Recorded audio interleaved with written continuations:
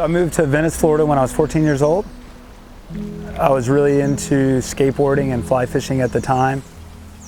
Basically, when I moved here, I didn't have any friends. Spent a lot of time walking the beach with my 5-weight fiberglass rod from North Carolina and a skateboard.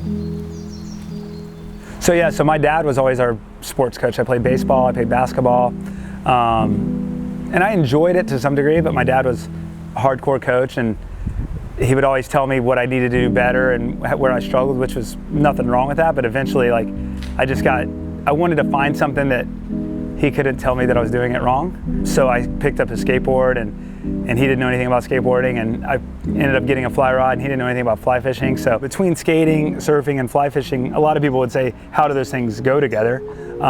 But I see them parallel each other in so many different ways. So I worked multiple jobs. I would typically work 6 or 8 months, and then I would travel for a few months in my late teens and early 20s. And then eventually I wanted to kind of settle down, get married, and I needed to create something for myself. And I just pulled the trigger on opening up the shop.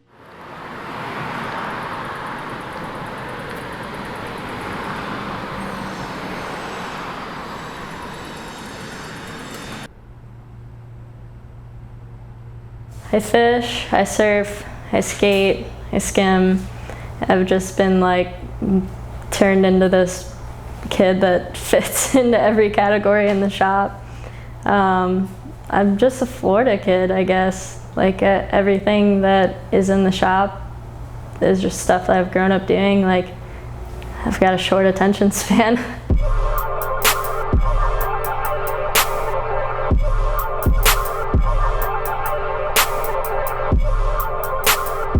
I'm Mel, Melanie for full, but Mel.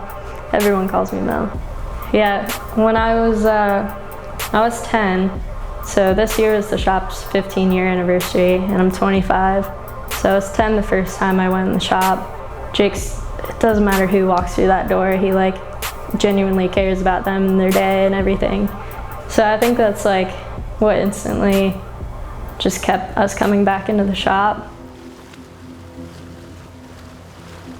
I've known Jacob now, I'd say probably 3 or 4 years. Well, Jake is probably the nicest human being I've ever met. He does anything for anyone. To me, the most impressive thing is the fact that he converts skater kids, the younger skater kids, into fly fishermen. I've hosted a few tying nights there now, and he's kind of my home shop. If I need something, that's where I go. It started as surf and skate, and then about 5 years ago now, I would say, we added the fly component to it. And I was super hesitant because of not so much the surf crowd, but the skate crowd's a bunch of freaking haters, and they just think everything's lame.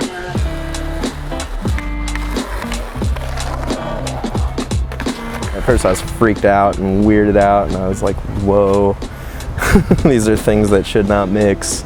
So my name is Clay. I am the skate buyer for the compound, and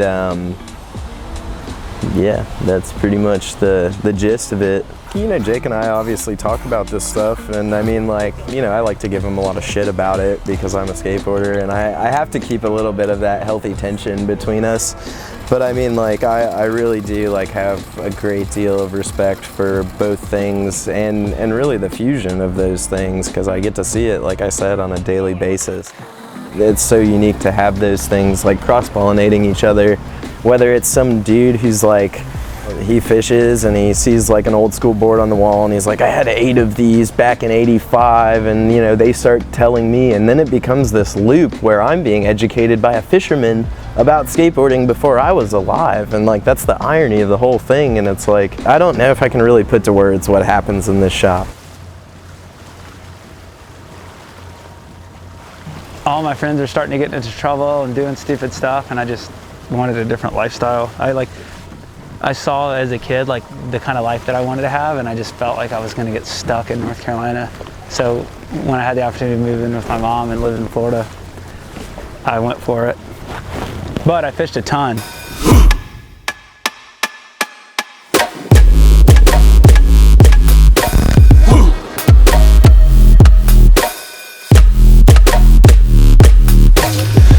so stoked that fish was so skinny, and you could probably see it.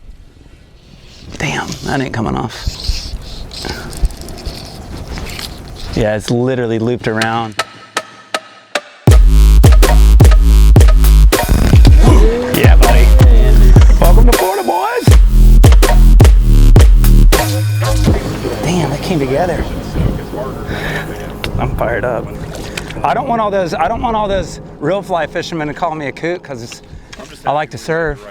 Yeah. Dude, I got lucky, bro.